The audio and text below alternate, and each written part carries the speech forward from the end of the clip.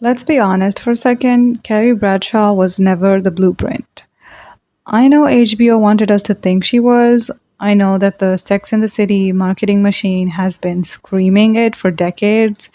But if we're being honest, the actual main character, the only one we could learn anything from and aspire to be, was Samantha Jones. We were sold Carrie as this quirky, lovable mess with the best wardrobe because Sarah Jessica Parker, who plays Carrie, is also the executive producer. We are being tricked, and it shows. There were tensions between Sarah Jessica Parker and Kim Cattrall, who plays Samantha, and I believe this ruined the storyline.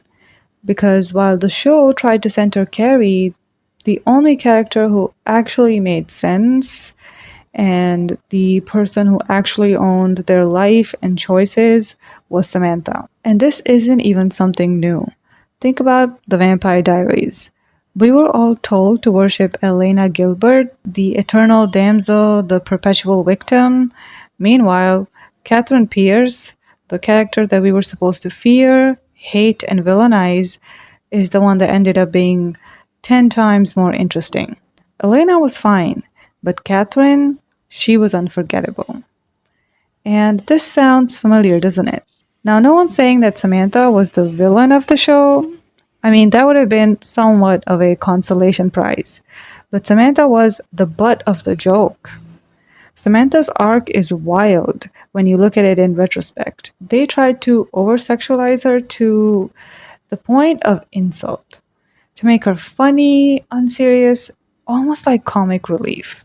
As if being sexually confident, self focused, and unapologetic about pleasure automatically disqualifies you from being taken seriously. In reality, Samantha was the only woman on the show who didn't hate herself and wasn't settling for men.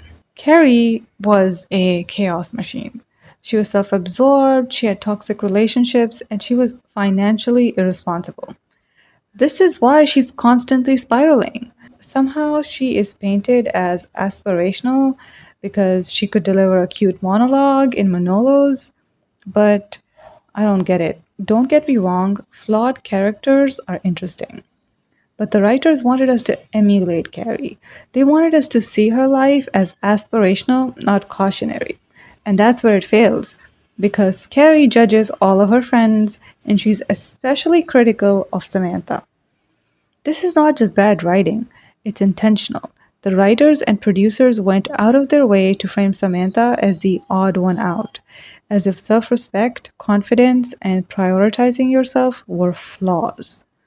They wanted women watching at home to think, oh, Samantha's too much, she's too confident, she's too selfish. But when you zoom out, she is the only one who actually had it figured out. The fact that they had to make her so over the top just to dilute her message says everything. We are actively being told to not end up like Samantha. Because if women as a whole would end up like Carrie, Miranda, or Charlotte, one way or another, they can control you. If you end up like Samantha, you can't be controlled because Samantha knows the clock is ticking and she's going to make the most of it. Carrie is the worst person to end up like. The fact that she's still bouncing between Big and Aiden and she's incompatible with both is proof that those self centered men that treat her like shit were the only thing that was interesting about her. You could argue that her career is something to aspire to, yes, but they already gave Miranda that plot, and the women on this show are one dimensional. They can't be two things at the same time. None of the characters age well. Charlotte becomes a cartoon. Miranda is so cynical, and to be fair, she has every reason to be. Carrie just stays messy. They all end up like the worst versions of themselves. Meanwhile, Samantha maintains her steady appetite for men while leading a healthy, well rounded life outside of them. Here's the twist: what they tried to frame as Samantha's flaws are actually the traits we should admire. She was self made, she knew her worth, She didn't let relationships define her. She enjoyed her life unapologetically. And unlike Carrie, who always seems to be at war with herself, Samantha was at peace. This is not a joke, that's a role model. Isn't it interesting that Samantha is the only one who stumbles into meaningful relationships when she's not even looking for them? Where Big Macs are not thrown at the TV for moving to Paris, where infidelity and insecurity is managed in a healthy way, where boyfriends are not asked for toothbrushes, they stick with you through cancer.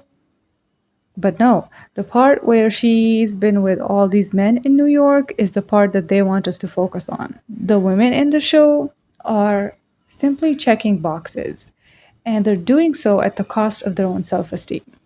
Miranda has to raise a kid she didn't even want, and she is with a man that is as good as having a kid. So, what are they trying to prove? They're trying to prove that career driven women are, in fact, settling for mediocre men that cheat on them, and it's okay because they will get back together. That is what you deserve. That's the best you can do. Charlotte, on the other hand, is this former princess who's dated the best men in New York, who ends up with the ugly guy because she's dated all these men, and her very high standards for them are the reason why she cannot have a family. It's not because the men are emotionally unavailable, it's because she should lower her standards to make room for men that are not her type. This is especially problematic because later they have to add the stares at the nanny plot. This is a nightmare. So, no, Carrie Bradshaw was never the blueprint. And it doesn't matter how many movies or shows they have to make to convince us, Samantha Jones was the blueprint. I see more and more people watch the show thinking that they have to relate to one particular character.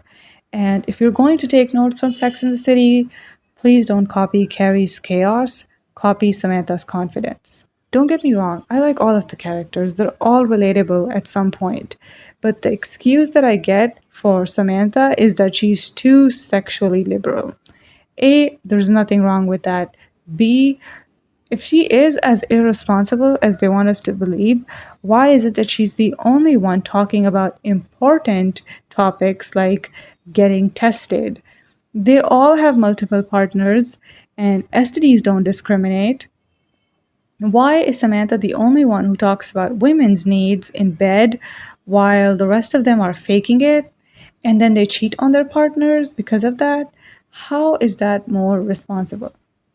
The showrunners want you to think that her confidence and sexual escapades are linked, and they don't have to be. You can be just as confident, self assured, and not focused on men without actually sleeping with them.